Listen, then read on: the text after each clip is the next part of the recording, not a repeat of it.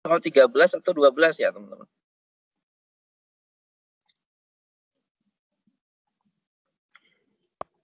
Ini ya. Oh, soal 13. Oke. Baik, kita akan mulai. Silakan teman-teman mempersiapkan catatannya. Jika dirasa ada yang penting, silakan dicatat supaya tidak hilang. Karena bagaimanapun, ketika kita belajar, ketika kita menuntut ilmu itu, salah satu cara untuk mengikat ilmu supaya tidak hilang itu adalah dengan mencatatnya gitu ya. Kalau kita tidak catat, itu akan mudah sekali hilang karena sifat manusia itu kan pelupa.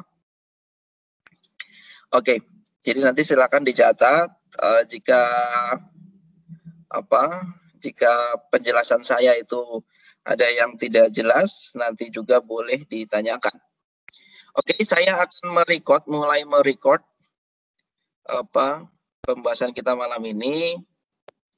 Saya buka dulu. Oh, ini sudah ada yang record ya? Mr. Isvan, Mr. Nuha ya? Oke, ya, baik. Oke, kita mulai langsung aja. Ya, kita kemarin ini penjelasan saya di nomor 13, itu ada perbedaan teman-teman antara little, few, a little, a few. Oke. Semuanya benar, cuman dari sisi penggunaannya yang berbeda dan dari sisi meaningnya yang berbeda. Oke, yang pertama, little sendiri itu dia digunakan untuk uncountable gitu ya. Jadi dia untuk uncountable. Sementara few itu dia digunakan untuk countable. Little dia digunakan untuk uncountable. Nah, apa bedanya a little sama little? Bedanya adalah kalau little itu maknanya sedikit banget. Ya. Ini kadang kita itu kan gini mikirnya, harusnya yang lebih sedikit itu yang a little. Kenapa? Karena ada e-nya di depan gitu. Ya kan? Saya awal-awal juga mikirnya seperti itu, teman-teman. Harusnya a few itu jauh lebih sedikit daripada few. Ternyata tidak. Ternyata few itu yang dia itu jauh lebih sedikit daripada a few, karena a few sendiri itu meaningnya sama dengan some. Ya, a few itu dia digunakan untuk countable yang meaningnya sama dengan some, beberapa. Kalau few, dia maknanya sedikit sekali. Artinya sedikit sekali itu ya pasti lebih dari satu lah. Ya bisa 2, bisa 3 gitu kan. Tapi kalau few masih dia lebih banyak. Bedanya di situ. Kalau little itu jauh lebih sedikit, dia tapi untuk uncountable. Kalau a little itu sedikit lebih banyak, ya, tapi untuk uncountable. Misalnya kayak gini ya, I need a little water. Saya butuh sedikit air, misalnya. Sedikit air ini ya nggak cuma setetes gitu, atau 2 tetes. Maksudnya nggak kayak gitu, mungkin ya setengah gelas, sedikit air gitu ya. Tapi kalau misalnya I need little water misalnya, saya butuh air yang sedikit, bisa jadi cuman setetes gitu, cuman beberapa mili. Ternyata buat apa? Oh, buat mencampurkan obat misalnya, buat minum obat atau apa kayak gitu ya teman-teman ya. Jadi membedakannya seperti itu. Sama-sama bisa digunakan, cuman dari sisi meaning dia akan berbeda. Nah, terus konteksnya apa dong ini Sir nomor 13? Oke, kita lihat, saya bilang tadi. Jadi little, kemudian a little, few, sama a few itu sama dengan adalah qualifier. Dia masuk di pembahasan qualifier. Apa itu qualifier? Qualifier itu adalah penjelas jumlah. Ya, jadi kalau modifier itu kan penjelas. Kalau qualifier itu dia fungsinya sebagai penjelas, juga modifier, cuman dikhususkan untuk jumlah. Gitu ya. Nah, little, few, little, few, a little, a few. Ini dia fungsinya sama dengan adjective, di mana dia akan menjelaskan noun gitu. Cuman yang dijelaskan kan adalah kata benda, baik itu tunggal maupun jamak, countable maupun uncountable kan. Nah, kita kembali lagi ke sini. Ini patokannya adalah ada di nation. Nation itu bangsa, bangsa-bangsa kan gitu. Negara-negara lah, bangsa-bangsa. Artinya gini, kalau kita perhatikan, diamond itu kan sesuatu yang sangat berharga ya. Kenapa dia menjadi sangat berharga? Karena memang dari sisi jumlah dia kan nggak banyak. Ya kan? Ya, tingkat rarity-nya itu tinggi banget gitu ya. Artinya tingkat adanya itu kecil gitu ya. Jadi jumlahnya di dunia ini tuh nggak banyak. Hanya ada di beberapa negara ya yang ada tambang berliannya gitu. Artinya kan tidak semua. Makanya di sini konteksnya adalah sedikit bangsa-bangsa. Kalau kita jawabnya few nation, itu maknanya cuma mungkin dua negara doang bisa jadi ya. 2 negara. Tapi kalau kita jawabnya a few nation, bisa jadi lebih dari 2, 3, 4, 5 gitu. Nah, seperti itu kan. Nah, kalau kita kembali kepada fakta, memang ternyata diamond itu atau berlian itu dia diekspor hanya oleh beberapa negara aja, nggak begitu banyak negara. Tapi yo nggak cuma 2 gitu loh, nggak cuma 2 negara, bisa jadi lebih dari 2. Ya kan terutamanya kan diamond itu kan banyak diekspor dari Afrika kan. Dan yang paling apa namanya? Yang paling besar yang ditemukan itu apa ya? Saya pernah baca yang di Afrika itu ya. Beratnya berapa kilo itu berlian paling besar dan paling mahal yang pernah ditemukan di Afrika. Oke, jadi itu ya. Jadi pilihannya memang nomor 13 ini antara B sama delta, tapi kita milihnya yang delta. Kenapa? Dari sisi fakta, negara yang mengekspor diamond itu lebih dari 2. Oke ya, seperti itu. Jadi ini permainan ini aja qualifier. Little, few, a little, a few. Sama dengan qualifier ada lagi nggak selain itu Mister? Ada yang seperti kemarin yang saya bilang. Amount sama number. Amount of, number of, gitu ya. Nah, itu masuk dalam pembahasan qualifier. Oke. Kita lanjut ke nomor 14.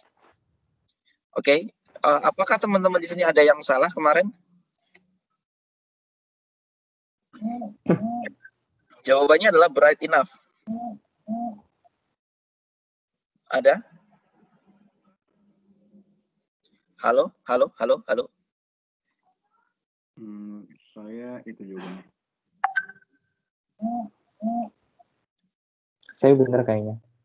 Benar ya? Oke, alhamdulillah ini ada 10 peserta ya. Alhamdulillah ada 10 peserta. Ya, sedikit-sedikit amat lah ya. Oke, kalau 1 orang atau 2 orang namanya private chat.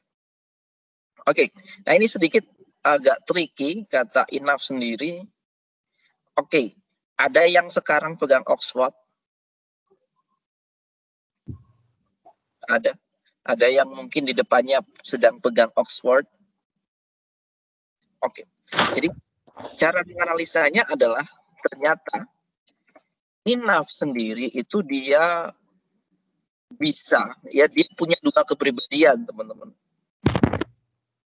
Ya, dia punya 2 karakteristik.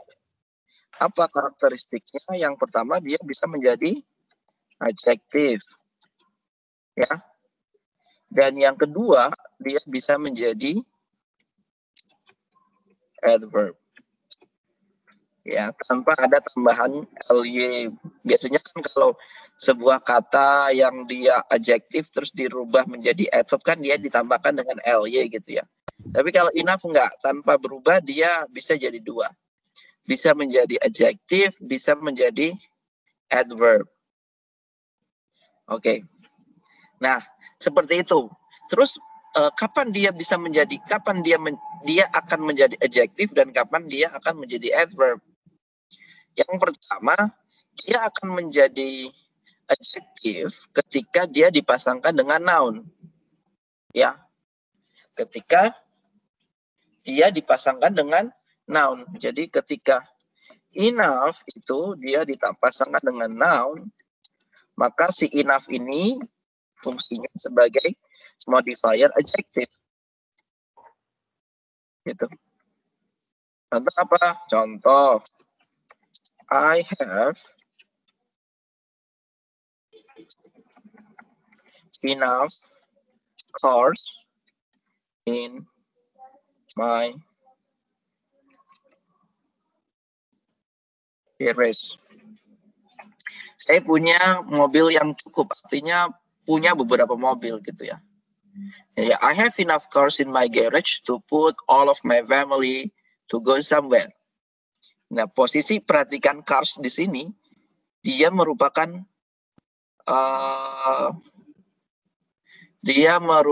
noun gitu ya. Maka posisi enough ini dia sebagai adjective. And then, how about adverb? Kapan dia menjadi adverb?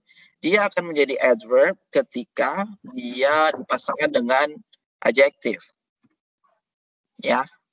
Ketika dia dipasangkan dengan adjective.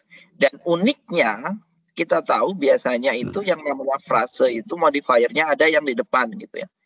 Dia posisinya modifier head kan gitu. Kalau frase itu dia umumnya modifier baru head. Ya. Ini kalau teman-teman sudah belajar frase ini paham. Kalau belum belajar frase bisa jadi bertanya-tanya ya. Apa itu modifier, apa itu head? Oke, tapi saya asumsikan di sini semua sudah paham.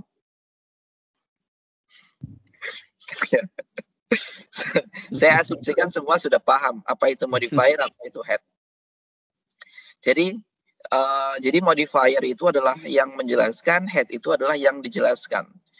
Oke, gitu ya. Jadi ada yang menjelaskan, ada yang dijelaskan. Dia posisinya selalu di depan. Modifier itu kalau dalam grammar bahasa Inggris itu dia posisinya ada di depan. Kemudian head itu ada di belakang.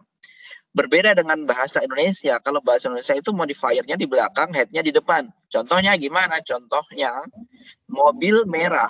Ya, mobil merah. Itu kalau dalam bahasa Indonesia ya. Mobil merah. Siapa yang menjelaskan dan siapa yang dijelaskan? Oke, ada yang bisa bantu jawab? Kalau mobil merah itu siapa yang menjelaskan dan siapa yang dijelaskan? Yang dijelaskannya mobil, yang menjelaskannya merah. Betul. Yang dijelaskan itu adalah mobil dan yang menjelaskan adalah merah gitu ya. Artinya siapa yang menjadi modifier dan siapa yang menjadi head? Merah yang jadi head ya? Merah menjadi modifier karena posisi merah adalah adjective gitu ya. Lupa kebalik. Oke ya. Jadi kalau dalam bahasa Indonesia itu konsepnya dia kebalik, head dulu baru modifier. Tapi kalau dalam bahasa Inggris modifier itu baru head. Oke. Itu umum.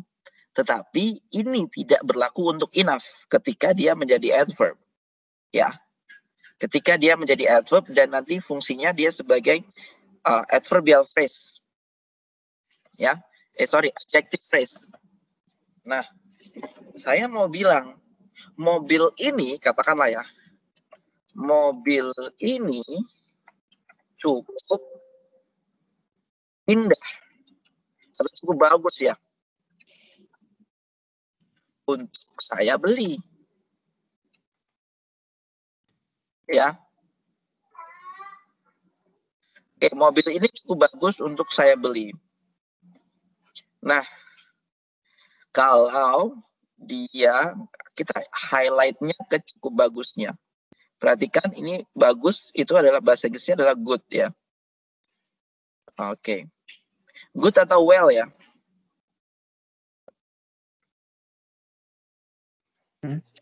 Good atau well? Bagus itu bahasa Inggrisnya good atau well? Sama sih. Good. Apa bedanya good sama well? Kalau well itu mungkin kayak keadaan gitu tuh. Kok pakai mungkin? Well itu adverb. Oke, betul. Ya. Well itu adverb, good itu adjective. Artinya sama, tapi fungsinya berbeda. Gitu ya. Artinya sama, tapi fungsinya berbeda. Karena nanti kembali lagi pada penggunaan adjektif dan adverb. Itu berbeda banget. Adjektif itu dia digunakan untuk menjelaskan apa? Dia difungsikan untuk menjelaskan noun, sementara adverb itu dia difungsikan untuk menjelaskan adjektif. Itu. Adjektif nggak bisa menjelaskan adverb, tapi adverb bisa menjelaskan adjektif. Oke, kita kembali lagi ke sini. Nah, kata bagus sendiri itu adalah good gitu ya. Nah, yang betul enough good atau good enough? Good enough. Good enough. Iya, good enough. Iya. Instingnya ke situ. Ya, karena nggak pernah kita dengar kata enough good gitu. Iya, iya benar. Ya. Jadi ketika kata enough sendiri ini dia dipasangkan dengan adjektif atau dia ingin menjelaskan adjektif, maka posisi dia itu di belakang dan dia menjadi adverb. Jadi harusnya itu kan kalau kita mau mirip-mirip sama seperti ini ya, modifier had itu kan. Harusnya kan kita bilang enough good kan.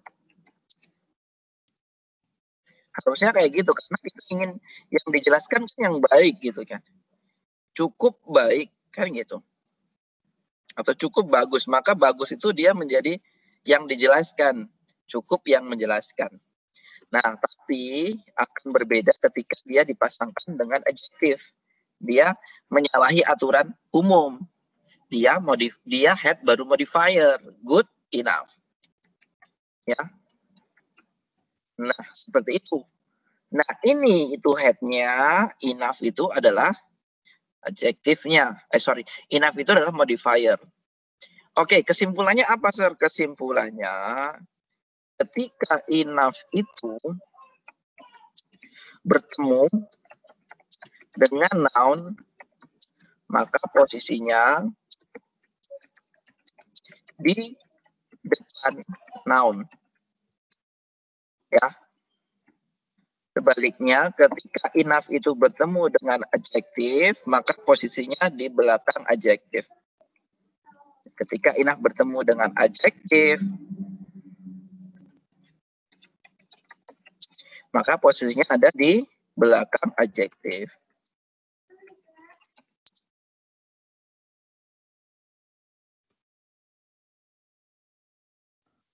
Nah, seperti itu. Jadi kita highlight yang ini. Kesimpulannya dari cerita panjang lebar yang saya ceritakan tadi, kesimpulannya cuma ini gitu ya. Muter-muter sih. Oke, clear ya. So, dari sini kita bisa perhatikan, kita lihat di sini. Nah, kalau yang B itu adalah enough brightly. Brightly itu adverb.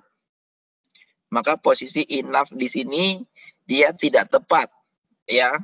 Karena enough itu hanya bisa menjelaskan noun dan juga adjektif. Dia nggak bisa menjelaskan adverb. Loh, tapi kan dia bisa menjadi adverb, Sir. Iya, tapi khusus ketika dia dipasangkan dengan adjektif gitu loh. Oke, gitu ya. Nah, ini clear banget nomor 14 ini. Jadi ini receh sebenarnya, tapi sering muncul gitu ya. Sering muncul di TOEFL kata enough itu. Jadi harus jeli teman-teman, jangan sampai terjebak.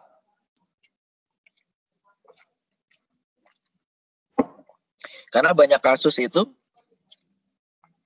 banyak peserta itu yang justru terjebak pada soal-soal yang harusnya dia bisa betul gitu. Lebih mudah gitu. Nah, mungkin karena kebanyakan mikir ya, ini kok semuanya hampirnya betul gitu. Oke, kita lanjut ke nomor 15, teman-teman. The conversation on the TOEFL will be spoken just one time.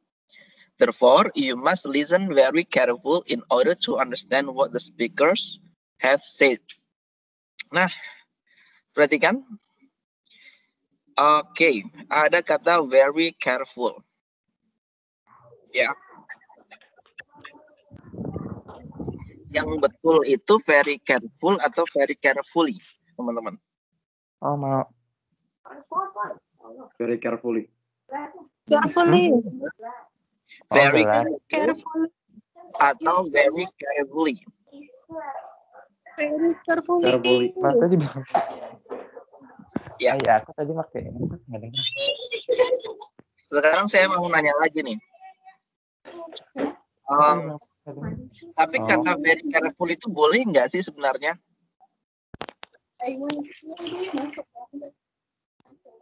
Teman-teman, kata very careful itu boleh nggak? Jelas, baru kita. Kurang tahu. Very careful. Kalau misalnya saya bilang seperti ini, laki-laki yang sangat berhati-hati. Gimana tuh bahasa Inggrisnya?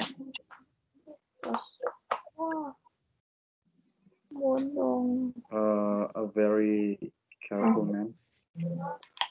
Very careful Makasih. man. Gitu ya. Oke. Saya mau buat contoh ini supaya bisa paham.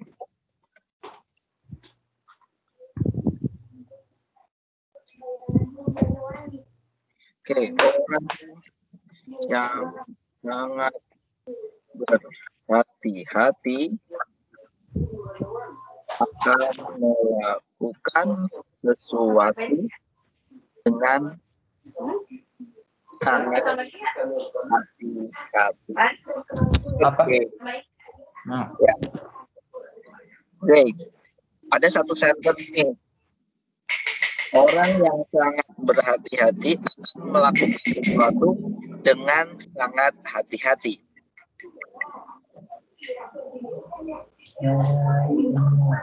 Ada yang mau coba?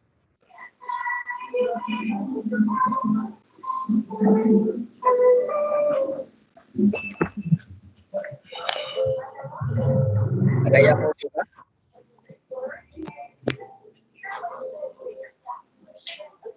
Mentranslate? A very careful man or a very careful person will do anything atau something careful. Very careful. Nggak tahu. Pusing. Oke, hampir benar ya. Very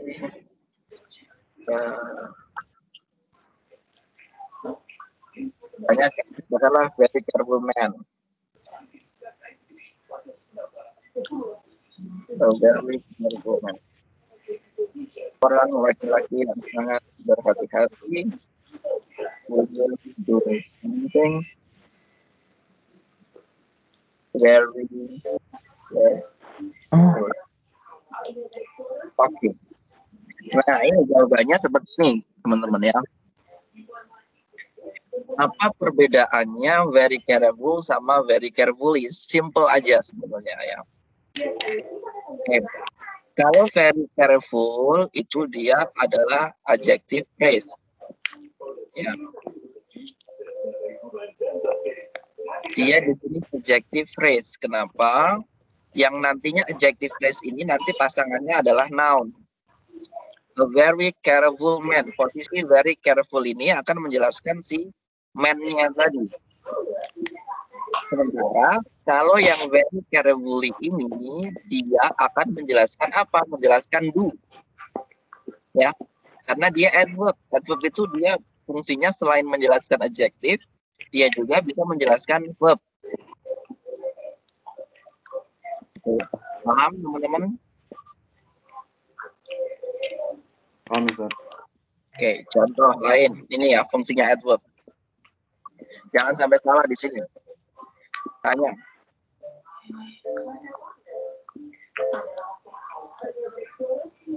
Ini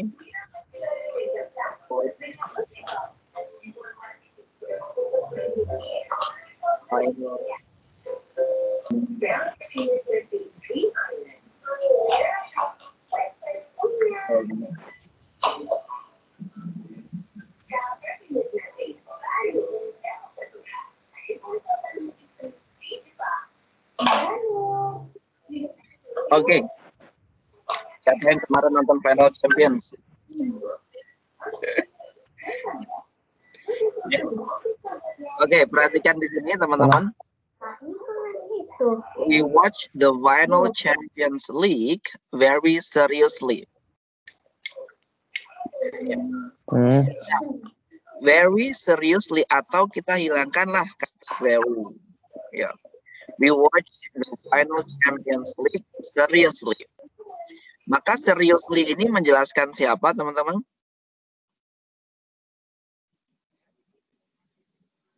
Menjelaskan subjeknya. We. Bukan, menjelaskan kata kerjanya watch. Ya.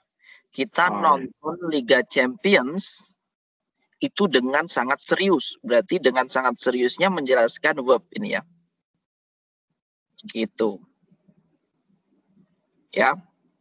Jadi adverb itu fungsinya yang pertama dia akan menjelaskan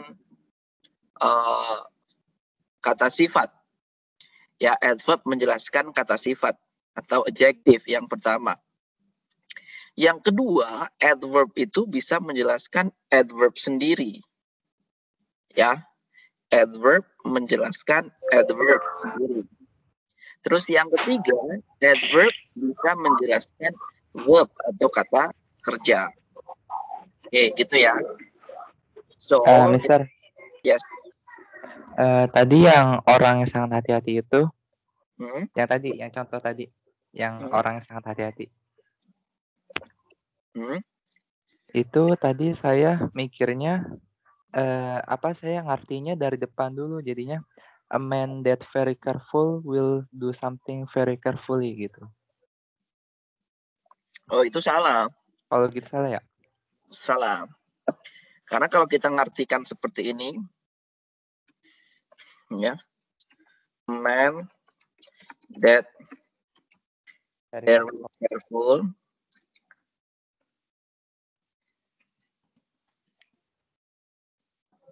will do something very carefully. Gitu ya. Iya. Kalau ini salahnya di mana? Salahnya karena sebenarnya kan gini. Ada kata that very careful kan? Iya kan? Kan kalau kita maknai kan seorang laki-laki yang sangat hati-hati kan gitu. Will do something very carefully. Kalau mau kita pakai that, ini setelah that itu harusnya ada is. Gitu. A man that is very careful will do something very carefully. Nah, cuman teman-teman ya, kalau kita mau pakai yang model kalimat seperti ini, nanti jatuhnya sebagai, nanti kalimatnya ini akan bersifat pleonastis. Tahu pleonastis? Enggak. Oke. Pemborosan kata. Iya, betul. Pleonastis itu pemborosan kata gitu ya. Terlalu boros. Terlalu apa ya? Ya pokoknya pemborosan kata lah. Sementara dalam dunia written English ya, atau dalam dunia academic English, ini yang perlu teman-teman pahami. Dia mempunyai sebuah konsep, semakin pendek kalimat, semakin baik. Gitu ya. Jadi semakin pendek kalimat, semakin baik. Saya tidak bilang pendek kalimat itu adalah kalimat simple atau kalimat sederhana. Enggak, saya nggak bilang gitu. Justru kalimat pendek itu merupakan kalimat yang sangat kompleks. Gitu. Ya. Nah, kalau saya nulis kayak gini, oke, kalau saya nulis kayak gini bisa nggak ya, sir? Man very careful will do something very carefully. Betul nggak? Kira-kira betul nggak kalau saya nulis yang poin seperti ini? Kayaknya enggak. Oke. Kalau dari suara yang lain?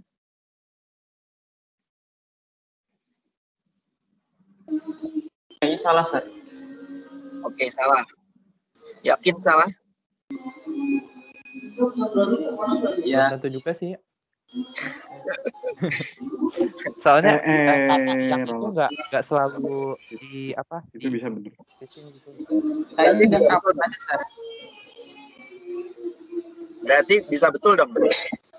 Bisa jadi. Tapi Bisa nggak jadi. tahu. Oke. Kalau saya tulis, oke, saya hold dulu. Kalau saya tulis kayak gini, a man, very careful, will do something very carefully. Betul salah? Cuma kayak kedengar aneh gitu. Oke. Ini bukan masalah aneh dan nggak aneh gitu. Oke, ya. Jadi gini teman-teman. Jadi kalau teman-teman sudah mempelajari konsep penyederhanaan kalimat, ya, kalau sudah mempelajari konsep penyederhanaan kalimat, maka kalimat ini akan menjadi betul.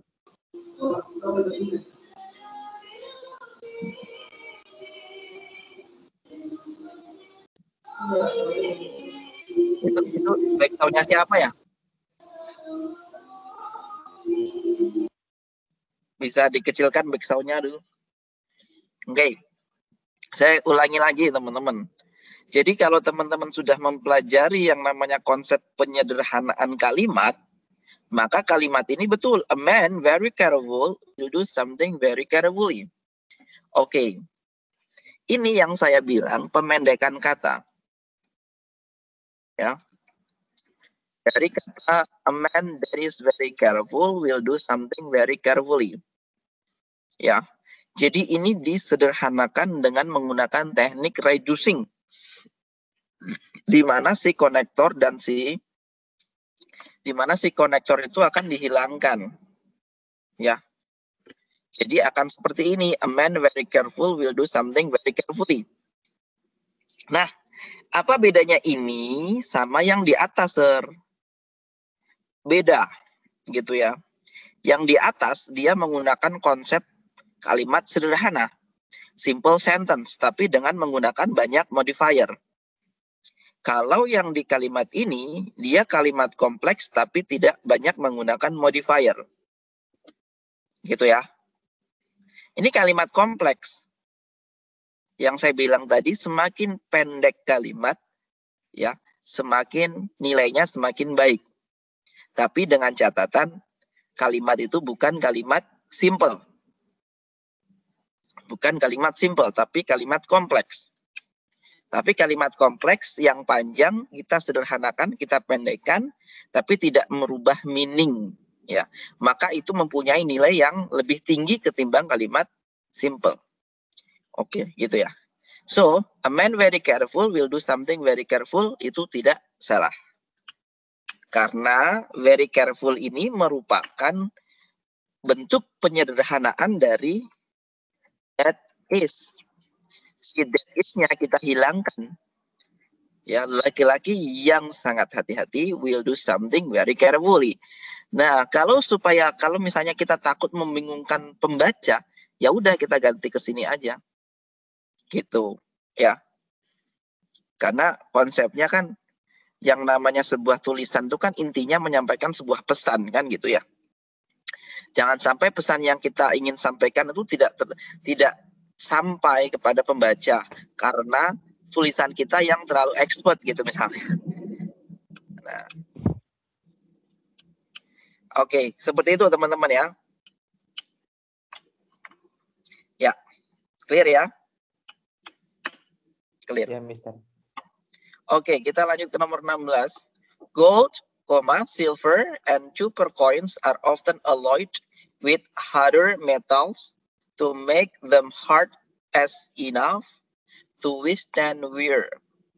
Oke, ini jelas banget ya, hard as enough. Harusnya S-nya ini kita hilangkan, cukup hard enough saja. Karena apa? Karena tadi kita sudah mempelajari ini. Enough. Enough itu kalau dipasangkan dengan adjective, maka posisinya dia setelah adjective. Dan enough itu akan menjadi adverb. Gitu. Ya. Jadi hard as enough, this is incorrect. Oke. Next. 17. Oke, ini penggunaan. Oke, teman-teman kalau ada yang di depannya bawa Oxford nggak? Ada? Ada nggak?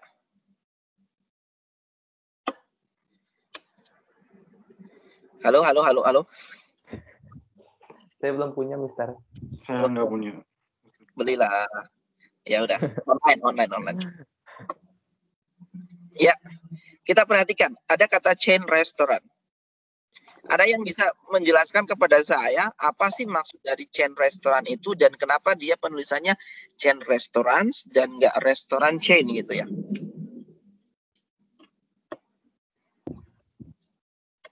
Waktu itu pernah translate chain itu berantai apa kalau nggak salah. Ya, rantai gitu ya. Restoran itu restoran berarti restoran bercabang berarti ya. Restoran.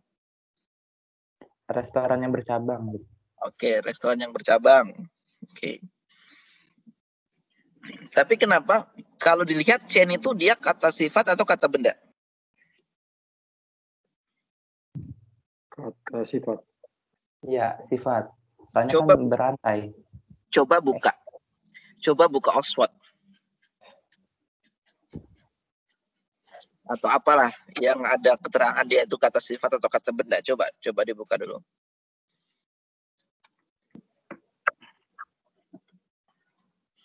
Atau bisa apa nih? Dua-duanya. Tergantung makanya. Sudah ada yang menemukan chain itu kelas katanya apa?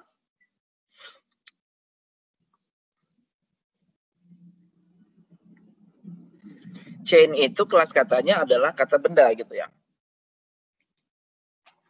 Ya. Jadi chain itu kata benda teman-teman. Maknanya rantai. Chain itu rantai.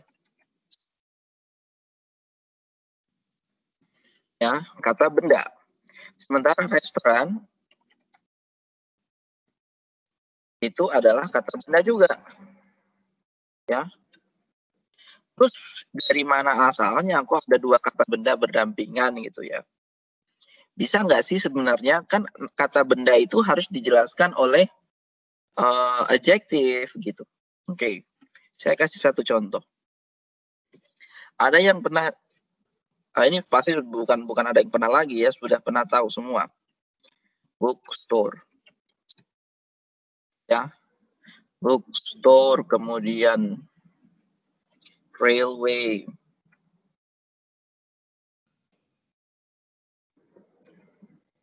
Ya, kemudian table tennis. Oke. Ya. Ini kalau kita mau perhatikan bookstore, railway, table tennis dan lain sebagainya itu merupakan kumpulan dari kata benda gitu. Jadi dia tidak ada yang adjektif. Gitu ya. Tapi kita maknai ini kalau bookstore maknanya apa? Toko buku. Ya. Ya. Toko buku. Kalau railway rel kereta api gitu ya. Kalau table tennis meja. Oke, nah sedikit kita bermain logika teman-teman. Ini sebenarnya frase ya, kalau dalam saya bilang tadi yang namanya frase itu dia ada head sama modifier. Ada yang menjelaskan dan ada yang dijelaskan. Oke. Nah, ketika ada noun ketemu dengan noun seperti ini, teman-teman ya, maka tidak semuanya itu akan berfungsi sebagai noun. Ada salah satu yang berfungsi sebagai adjektif atau sebagai modifiernya, penjelasnya. Gitu. Nah, siapa yang berfungsi sebagai modifiernya atau adjektifnya? Yang di depan pastinya ya. Bookstore, toko buku. Karena si store sendiri dia adalah yang dijelaskan, bukan yang menjelaskan. Nah, kan kita pasti akan lihat kan, itu toko apa sih? Oh, toko buku. Berarti si buku itu menjelaskan toko kan gitu ya. Maka ini kita akan menyebutnya dengan istilah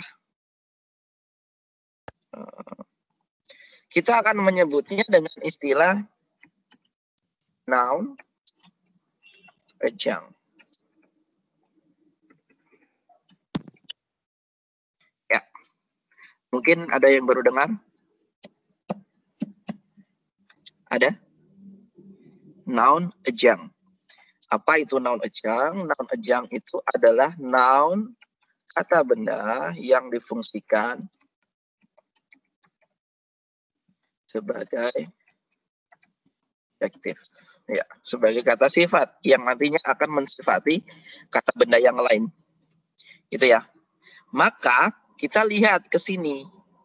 Chain restoran ini harus betul yang D.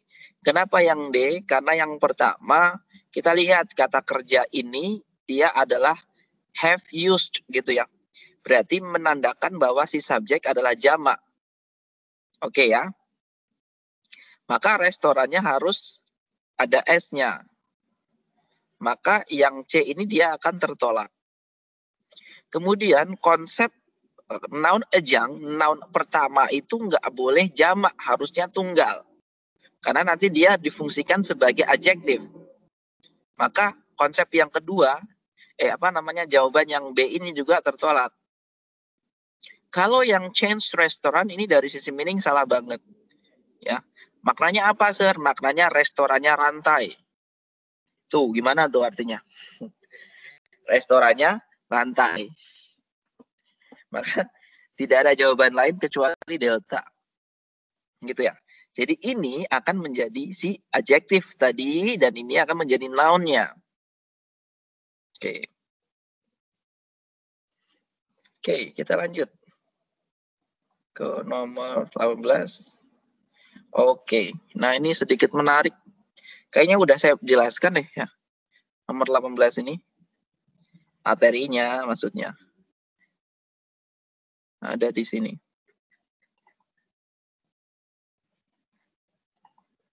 Nah, ini nih. Di-highlight lagi. Oke ya. Ingat ini ya. Nah, jadi so pasangannya that. So, adjective that. Such juga bisa berpasangan dengan that dengan cara such adjective noun that. This is such a hot coffee that I cannot drink it. To itu pasangannya to. Ingat ya. To itu pasangannya to. Dia nggak bisa berdiri sendiri. This coffee is too hot. Kalau dalam spoken it's okay. Tapi dalam written, no. Harusnya this coffee is too hot to drink. Gitu ya. To, pasangannya to. Ya, 02 pasangannya 01. Gitu ya. Oke, kita kembali lagi kepada soal nomor 15. Maka karena di sini ada to return, maka jawabannya too old. 36 years after his first flight at the age of 77, John Glenn proved that he was not too old to return to his role as an astronaut. To, pasangannya to. Kalau so old, harusnya di sini pasangannya that baru diikuti subject verb. Gitu ya. Kalau very older, itu nanti selesai sampai di sini. Ya, selesai sampai very old. Gitu. Oke, clear? Mister, kalau very older itu artinya apa ya? Very older. Very older berarti sangat lebih tua gitu. Berarti perbandingan dong? Iya, betul. Oh. Jadi nanti setelahnya harus ada kata then. Gitu ya. Ya. Oke, kita lanjut ke nomor 19, one more. Nah, oke. Blah blah blah blah, that is known as Art Deco, culminated in exhibit and exposition at the World's Fair in 1939. Oke, kita perhatikan di sini. Yang pertama di sini, ini jawabannya bisa semua gitu ya. A, B, C, D itu bisa semua, bisa semua kita pasangkan di sini. Apa yang membedakan? Oke. Yang pertama, ada istilah Art Deco. Ya, ini adalah jenis dari sebuah art. Jenis seni. Ada seni Art Deco. Art Deco itu setahu saya itu style memahat ya, kalau nggak salah ya. Ya. Jadi style dari pahatan zaman bahula, zaman dulu ya. Nah, artinya ini kan sudah ada sesuatu yang spesifik. Nah, kalau kita pilih yang B, arts itu kan jamak tuh, seni-seni kan. Dia akan salah dengan yang ini karena ini tunggal. Jenis seni dan itu satu, maka arts ini tertolak. Gitu ya. Kalau an art sebuah seni yang diketahui sebagai Art Deco, ini akan salah. Kenapa? Kalau kita pakai kata an, artikel an itu, dia artinya kan si art ini masih belum sesuatu yang spesifik. Dan nggak ada keterangan Art Deco-nya gitu ya. Sementara di sini ada keterangan jenisnya. Maka harusnya pakai the art that is known as Art Deco culminated in the exhibit and exposition at the World's Fair in 1939. Kalau yang D ini juga salah. Kenapa salah? Karena posisi ini tidak relate dengan Art Deco. Karena Art Deco itu adalah style, ini adalah orangnya. Gitu ya. Maka is not relate. Nah, maka jawabannya adalah alpha. Oke, jelas. Berarti artis itu seniman ya, Mister? Iya, seniman. Oh, bukan apa? Pemain peran gitu, artis atau aktris gitu, beda ya? Beda lah. Oh, beda. Kenapa mereka disebut dengan artis? Karena mereka kan seniman juga sebenarnya ya. Seniman kan itu kan banyak jenisnya. Ada yang seniman dari tarik suara, ada seniman dari opera, bermain peran, itu kan juga seniman. Sebenarnya mungkin bisa dimaknai lebih kepada public figure gitu ya. Ya.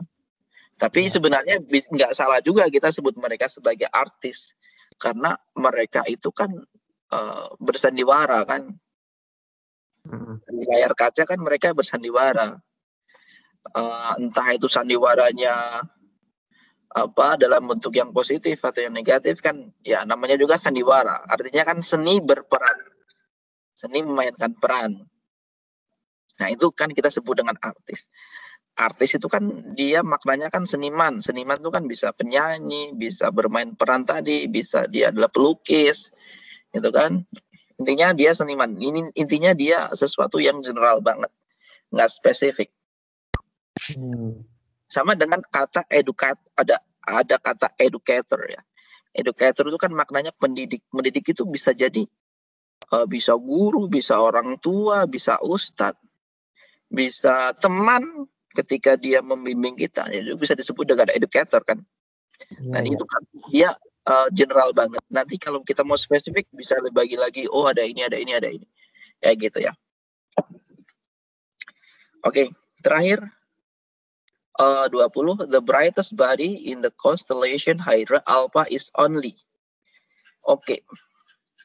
Kita di sini ada kata yang A, only a second magnitude star. Ada yang kedua, magnitude second star.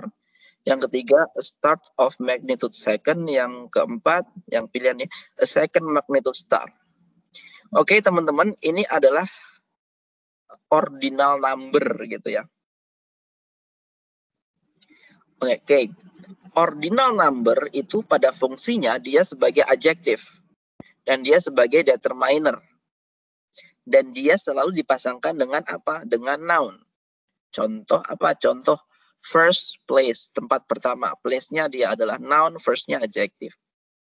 Oke, ini ada seni menggabungkan atau peraturan menggabungkan ordinal number dengan adjective. Nah, dengan cara apa? Dengan memberikan tanda strip, tanda hubung seperti ini, gitu ya. Second magnitude star, tapi harus ada stripnya. Nanti ini sama-sama jadi adjective, jadi menyatu, merger. Gitu teman-teman ya.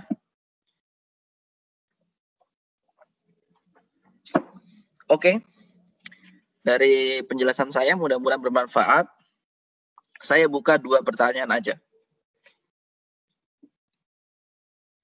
Silakan.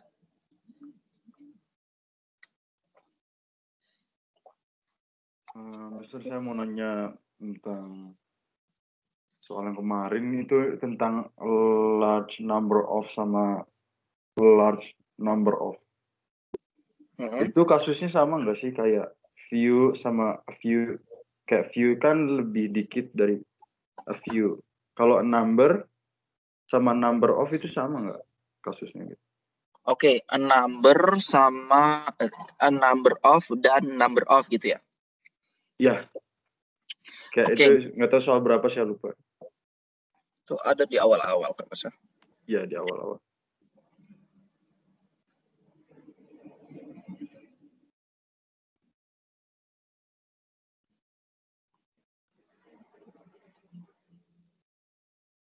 Iya.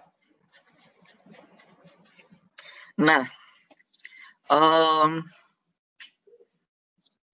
kalau ini kalau kita biasa sebutnya dengan expression atau ungkapan, ya. Jadi yang namanya expression itu dia satu kesatuan, artinya bentuknya baku. Contoh seperti get up itu akan mempunyai nggak bisa kita maknai satu-satu gitu. Get itu berdiri, up itu di atas, berarti berdiri di atas gitu. Tidak, bukan kayak gitu kan. Nah, itu satu kesatuan, itu adalah sebuah expression. Pun berlaku untuk a large amount of dan a large number of. Oke, ini adalah ungkapan yang benar ya. Yang dari sananya memang dia polanya seperti ini. Kalau large amount of sama large number of itu nggak ada. Dia akan salah ketika nggak ada artikel a, gitu ya.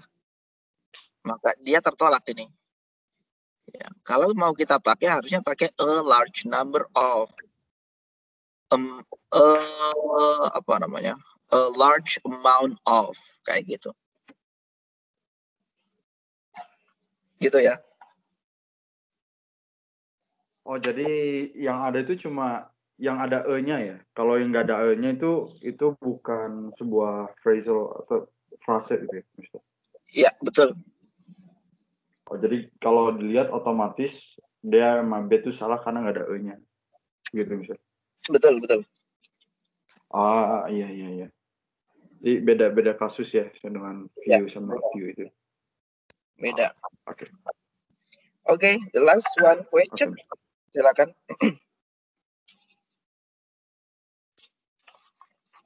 Yang cewek kok nggak ada pertanyaan? Kayaknya aman semua. Sir, boleh. Izin bertanya. Nggak usah izin. Untuk nomor 19.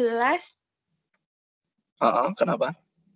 Itu apa ada tips and trick lainnya selain harus melihat bentuk soalnya itu spesifik atau general?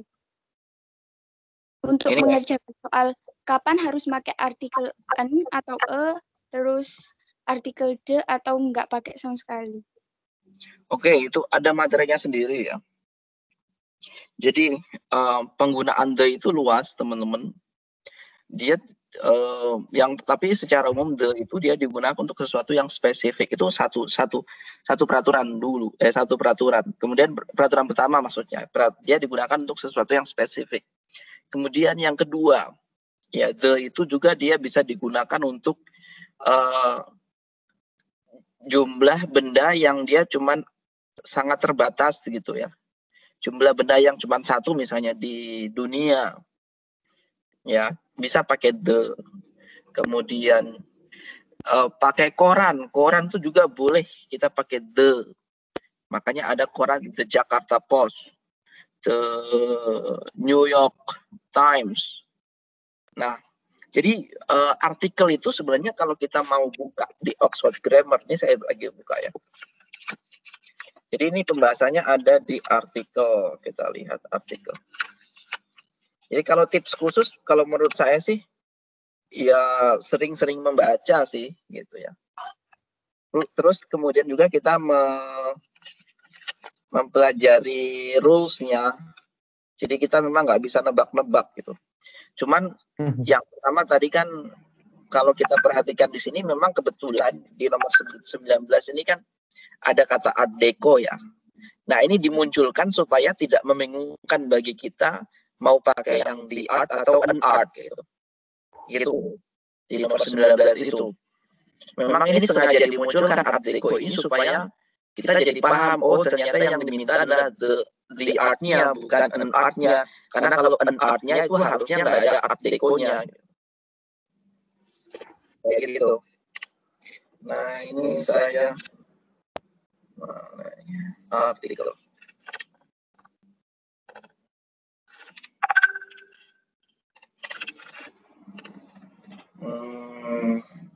Oke, ini ada di banyak banget nih ya.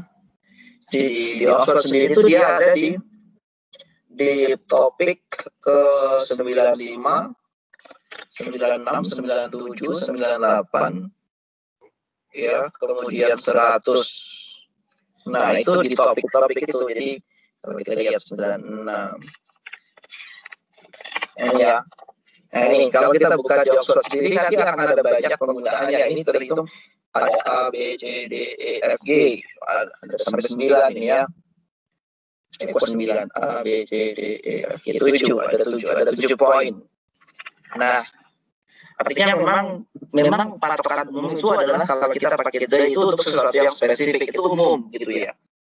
Kalau kita patokan yang khusus spesifik lagi, maka kita harus lihat rules-nya.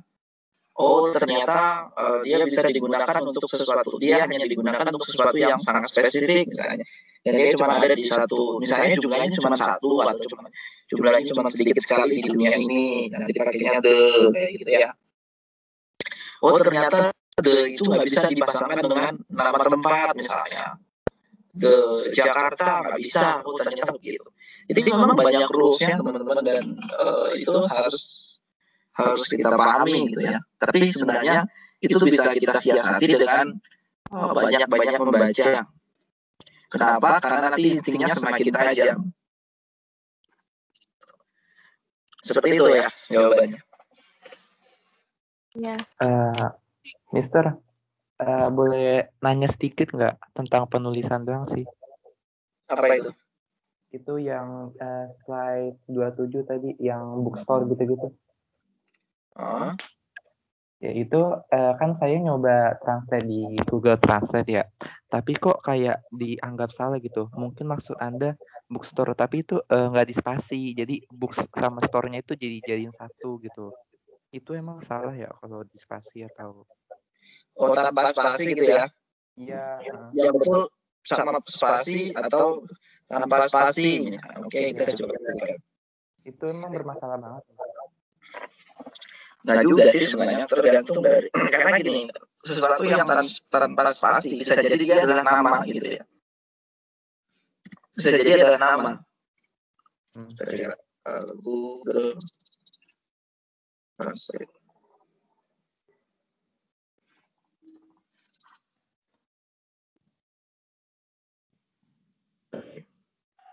Ya. Bookstore. Oh yang ini cara bacanya. Ya. Jadi bookstore, kalau yang ini kan menerjemahkan bookstore. Nah, ada bookstore, bookstores, library, bookstore clerk. Kenapa dia pakai spasi dan kenapa dia tidak pakai spasi? Kalau sepemahaman saya sih sama. Kalau khususnya itu adalah bookstore gitu ya. Bisa jadi nanti ini ada nama gitu ya. Contoh contoh Tata Bookstore gitu ya. Jadi store-nya nggak ada nggak spasi gitu kan. Nah, seperti itu. Oh, jadi yang ada spasi itu kalau merupakan judul gitu ya. Bisa jadi, nggak semuanya gitu loh. Atau dia sesuatu yang common memang sudah nggak di spasi dan itu sudah general truth atau sesuatu yang umum itu fine aja sih. Kayak pernah nggak sih dengan kata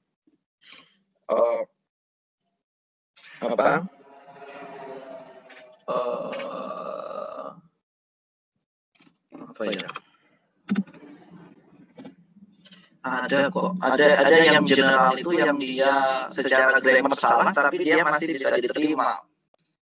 Saya ingat dulu.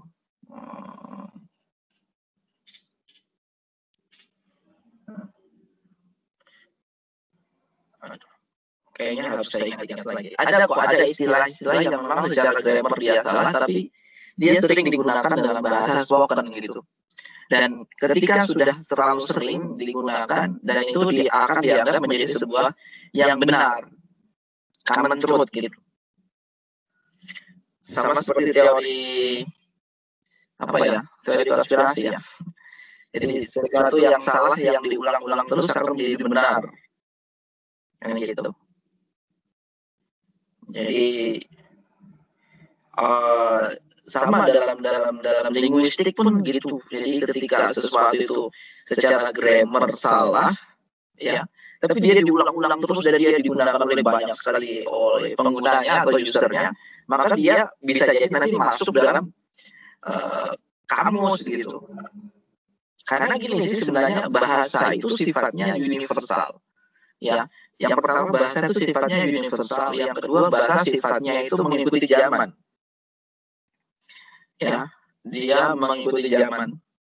Kalau dulu di zaman saya mungkin nggak ada kata gadget gitu ya. Kata gadget itu kan nggak ada dulu di zaman saya waktu masih kecil atau mungkin masih SMA gitu ya. Atau mungkin katakanlah masih kelihatan tua banget deh. Kata gadget itu kan sesuatu yang aneh, tapi sekarang itu kan gadget itu kan sesuatu yang umum gitu.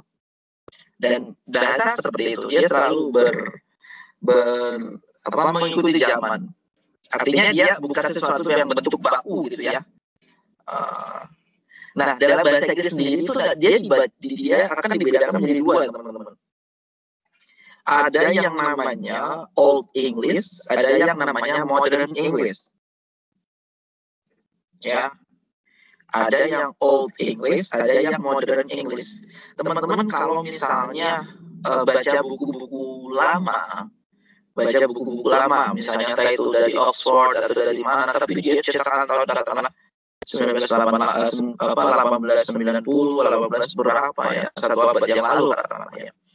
Dia itu punya susunan struktur yang berbeda dengan sekarang, gitu. Ya, dia punya susunan struktur yang berbeda. Kenapa kok bisa seperti itu? Ya, karena memang salah satu sifat bahasa itu dia selalu mengikuti zaman, dia selalu berubah mengikuti zaman. Nah, jadi di buku grammar sendiri ada yang namanya Modern English, makanya ada satu buku grammar itu dia judulnya adalah Modern English Grammar. Ada buku itu terbitan dari Roman. Seingat saya gitu. Dia modern. Kayak gitu, Sir. Tapi jadi tadi intinya yang di tanpa spasi itu cuma yang judul begitu ya? Bisa jadi. Nggak ada aturan lain gitu untuk itu? Yang spasi atau tanpa spasi?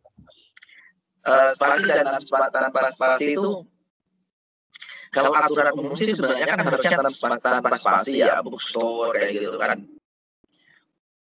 Tapi bisa jadi itu ada kata bookstore yang tanpa spasi itu dia dipopulerkan gitu. Dia sudah banyak sekali digunakan oleh orang-orang. Akhirnya kata bookstore yang tanpa spasi itu menjadi sesuatu yang umum dan dia sudah masuk di Google gitu. Bisa jadi kayak gitu. Bisa jadi. Nggak cuma bookstore sih Mister, tadi railway juga saya taunya itu tanpa spasi gitu, kayak railroad juga. Ya. Railroad juga kereta, tapi Iya, memang gini apa? Ya tadi sih itu intinya yang saya sampaikan bahwasanya dia selalu berkembang gitu. Gitu. Ya. Baik Mister. Oke, enough ya teman-teman. It's already 9 p.m. Mudah-mudahan bisa bermanfaat apa yang saya sampaikan. Ya.